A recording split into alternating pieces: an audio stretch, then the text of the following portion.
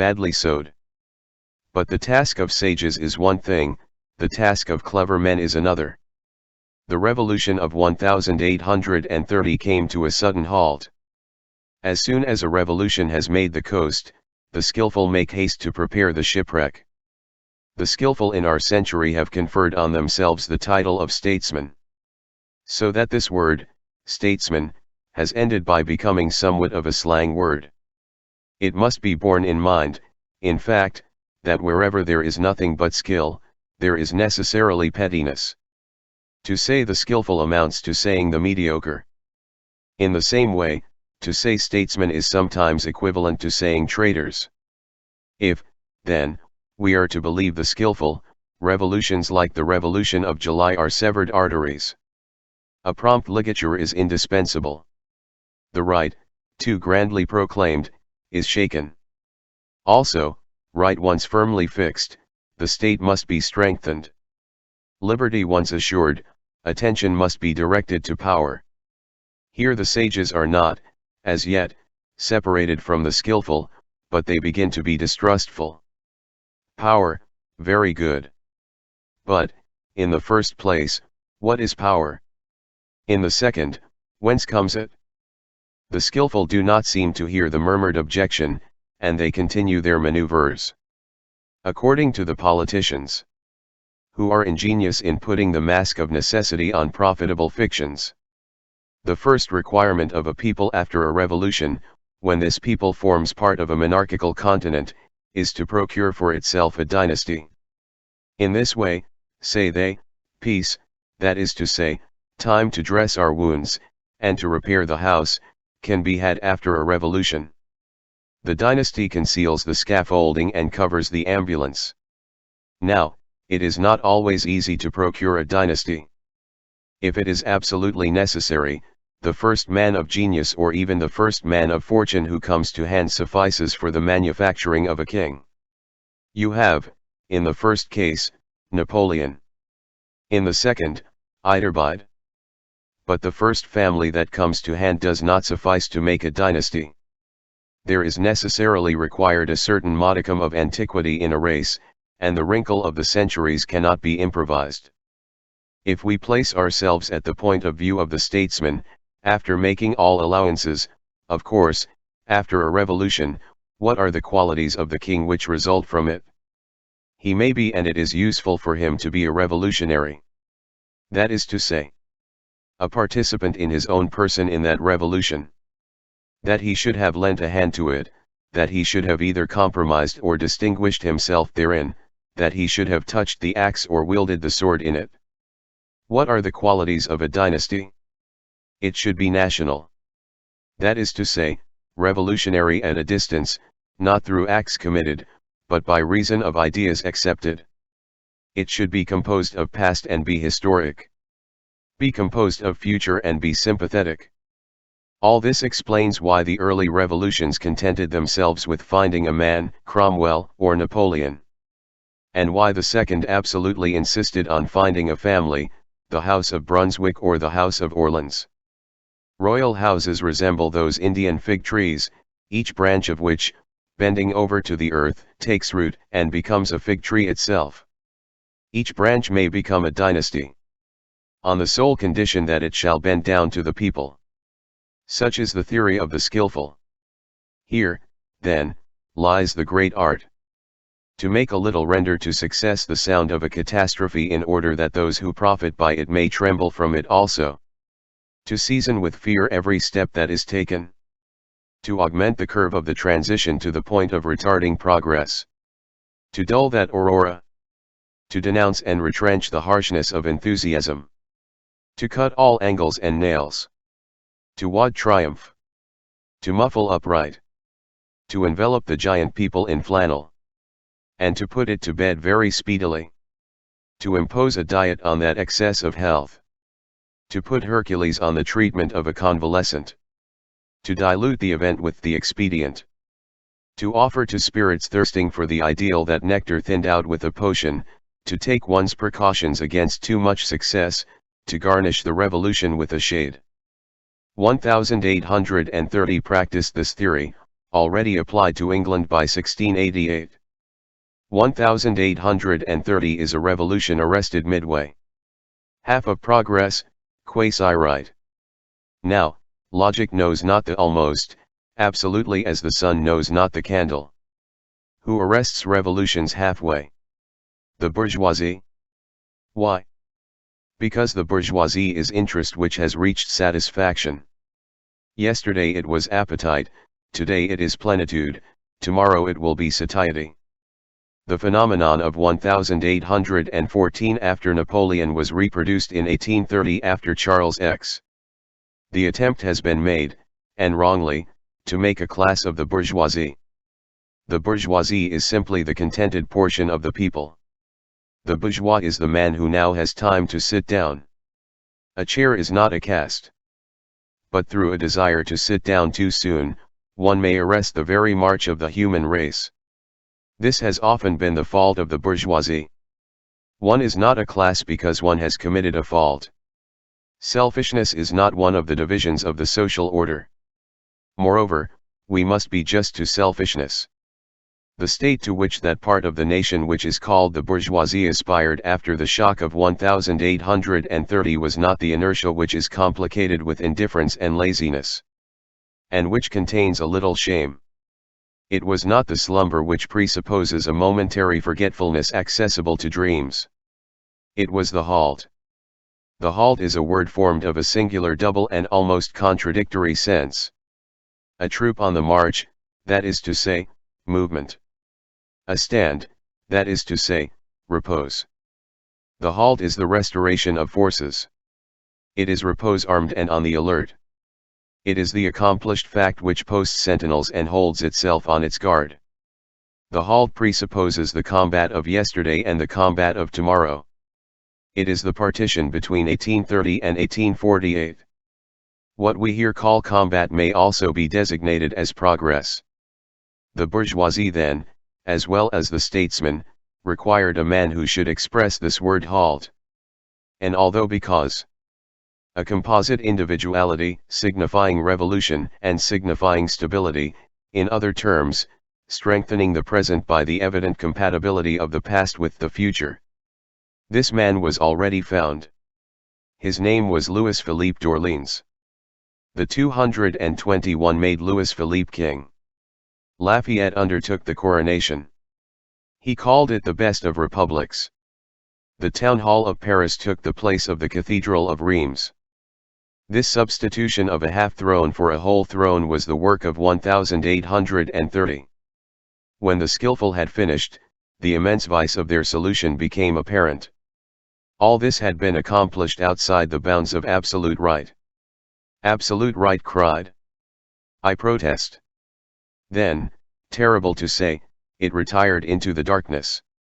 Chapter 3. Louis Philippe. Revolutions have a terrible arm and a happy hand, they strike firmly and choose well. Even incomplete, even debased and abused and reduced to the state of a junior revolution like the revolution of 1830, they nearly always retain sufficient providential lucidity to prevent them from falling amiss. Their eclipse is never an abdication. Nevertheless, let us not boast too loudly. Revolutions also may be deceived, and grave errors have been seen. Let us return to 1830. 1830, in its deviation, had good luck. In the establishment which entitled itself order after the revolution had been cut short, the king amounted to more than royalty. Louis Philippe was a rare man. The son of a father to whom history will accord certain attenuating circumstances, but also as worthy of esteem as that father had been of blame. Possessing all private virtues and many public virtues. Careful of his health, of his fortune, of his person, of his affairs, knowing the value of a minute and not always the value of a year. Sober, serene, peaceable, patient. A good man and a good prince. Sleeping with his wife.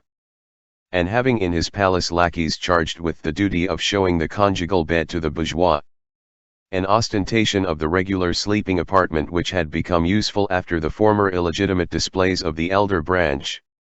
knowing all the languages of Europe, and, what is more rare, all the languages of all interests, and speaking them. An admirable representative of the middle class, but outstripping it, and in every way greater than it. Possessing excellent sense. While appreciating the blood from which he had sprung, counting most of all on his intrinsic worth, and, on the question of his race, very particular, declaring himself Orleans and not Bourbon. Thoroughly the first prince of the blood royal while he was still only a serene highness, but a frank bourgeois from the day he became king. Diffuse in public, concise in private. Reputed, but not proved to be a miser. At bottom, one of those economists who are readily prodigal at their own fancy or duty. Lettered, but not very sensitive to letters. A gentleman, but not a chevalier. Simple, calm, and strong. Adored by his family and his household. A fascinating talker. An undeceived statesman. Inwardly cold. Dominated by immediate interest. Always governing at the shortest range. Incapable of rancor and of gratitude. Making use without mercy of superiority on mediocrity, clever in getting parliamentary majorities to put in the wrong those mysterious unanimities which mutter dully under thrones. Unreserved, sometimes imprudent in his lack of reserve, but with marvelous address in that imprudence. Fertile in expedients, in countenances, in masks. Making France fear Europe and Europe France. Incontestably fond of his country, but preferring his family. Assuming more domination than authority and more authority than dignity. A disposition which has this unfortunate property. That as it turns everything to success. It admits of ruse and does not absolutely repudiate baseness. But which has this valuable side, that it preserves politics from violent shocks, the state from fractures, and society from catastrophes. Minute, correct, vigilant, attentive, sagacious, indefatigable. Contradicting himself at times and giving himself the lie. Bold against Austria at Ancona, obstinate against England in Spain, bombarding Antwerp and paying off Pritchard. Singing the Marseillaise with conviction. Inaccessible to despondency, to lassitude, to the taste for the beautiful and the ideal, to daring generosity, to utopia, to chimeras, to wrath, to vanity, to fear. Possessing all the forms of personal intrepidity. A general at Valmy. A soldier at Jemappes. Attacked 8 times by regicides and always smiling. Brave as a grenadier, courageous as a thinker. Uneasy only in the face of the chances of a European shaking up, and unfit for great political adventures. Always ready to risk his life, never his work. Disguising his will in influence, in order that he might be obeyed as an intelligence rather than as a king. Endowed with observation and not with divination. Not very attentive to minds, but knowing men, that is to say requiring to see in order to judge. Prompt and penetrating good sense, practical wisdom, easy speech, prodigious memory. Drawing incessantly on this memory, his only point of resemblance with Caesar, Alexander, and Napoleon. Knowing deeds. Facts. Details. Dates. Proper names. Ignorant of tendencies. Passions, the diverse geniuses of the crowd, the interior aspirations, the hidden and obscure uprisings of souls, in a word, all that can be designated as the invisible currents of consciences. Accepted by the surface, but little in accord with France lower down. Extricating himself by dint of tact. Governing too much and not enough. His own first minister. Excellent at creating out of the pettiness of realities an obstacle to the immensity of ideas. Mingling a genuine creative faculty of civilization, of order and organization, an indescribable spirit of proceedings and chicanery, the founder and lawyer of a dynasty. Having something of Charlemagne and something of an attorney. In short, a lofty and original figure, a prince who understood how to create authority in spite of the uneasiness of France, and power in spite of the jealousy of Europe.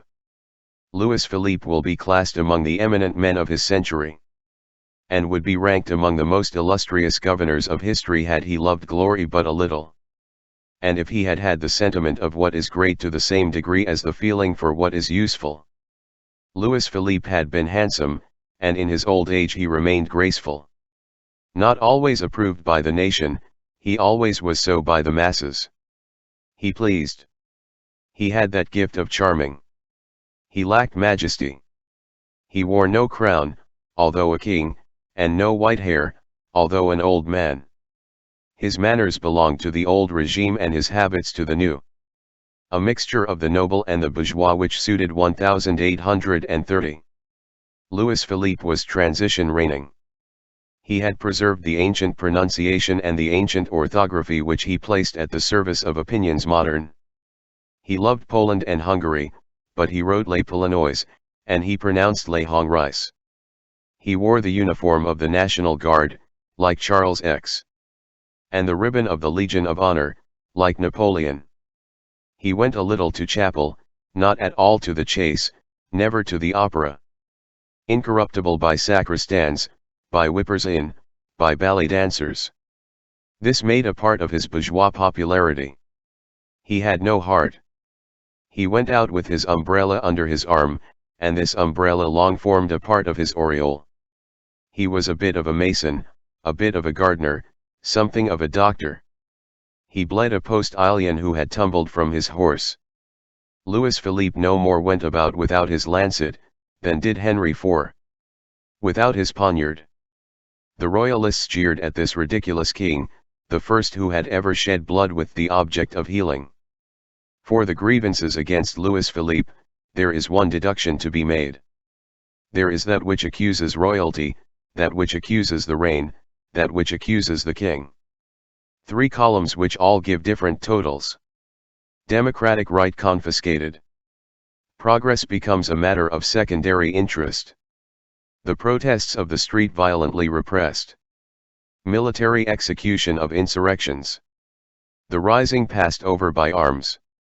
The rue transnonaine, the councils of war, the absorption of the real country by the legal country, on half shares with 300,000 privileged persons, these are the deeds of royalty. Belgium refused. Algeria too harshly conquered. And, as in the case of India by the English, with more barbarism than civilization, the breach of faith, to Abd el-Kader, Blay, Deutschbot, Pritchard paid, these are the doings of the reign. The policy which was more domestic than national was the doing of the king. As will be seen, the proper deduction having been made, the king's charge is decreased. This is his great fault. He was modest in the name of France. Whence arises this fault? We will state it. Louis Philippe was rather too much of a paternal king. That incubation of a family with the object of founding a dynasty is afraid of everything and does not like to be disturbed. Hence excessive timidity, which is displeasing to the people, who have the 14th of July in their civil and Austerlitz in their military tradition. Moreover, if we deduct the public duties which require to be fulfilled first of all, that deep tenderness of Louis Philippe towards his family was deserved by the family. That domestic group was worthy of admiration. Virtues there dwelt side by side with talents. One of Louis Philippe's daughters, Marie d'Orleans, placed the name of her race among artists, as Charles d'Orleans had placed it among poets. She made of her soul a marble which she named Jeanne d'Arc. 2 of Louis Philippe's daughters elicited from Metternich this eulogium. They are young people such as are rarely seen, and princes such as are never seen.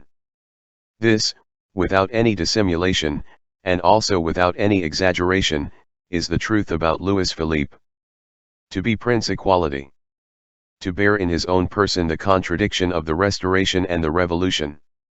To have that disquieting side of the revolutionary which becomes reassuring in governing power, therein lay the fortune of Louis Philippe in 1830. Never was there a more complete adaptation of a man to an event. The one entered into the other, and the incarnation took place. Louis Philippe is 1830 made man.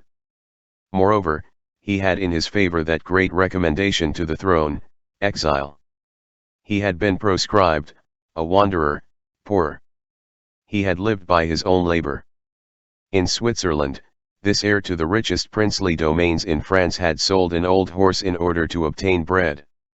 At Reichenau, he gave lessons in mathematics, while his sister Adelaide did wool work and sewed. These souvenirs connected with the king rendered the bourgeoisie enthusiastic.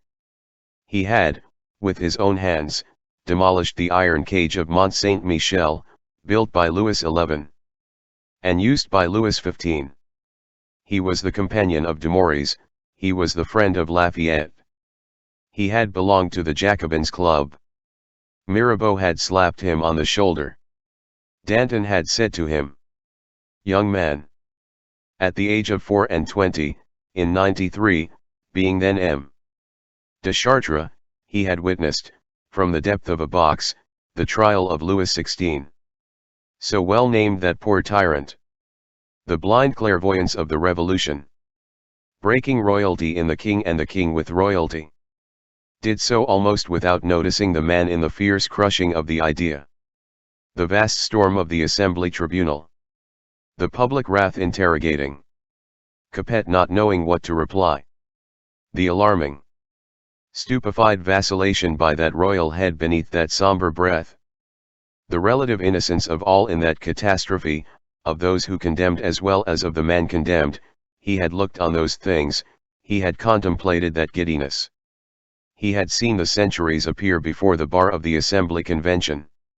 He had beheld, behind Louis XVI, that unfortunate passerby who was made responsible, the terrible culprit, the monarchy, rise through the shadows.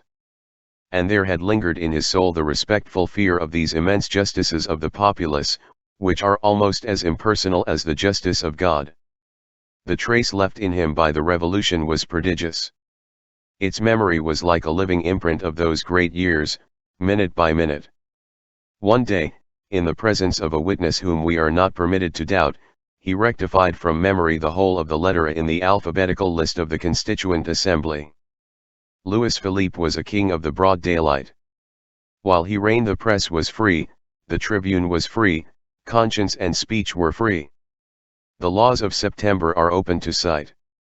Although fully aware of the gnawing power of light on privileges, he left his throne exposed to the light. History will do justice to him for this loyalty. Louis Philippe, like all historical men who have passed from the scene, is today put on his trial by the human conscience. His case is, as yet, only in the lower court. The hour when history speaks with its free and venerable accent, has not yet sounded for him. The moment has not come to pronounce a definite judgment on this king. The austere and illustrious historian Louis Blanc has himself recently softened his first verdict.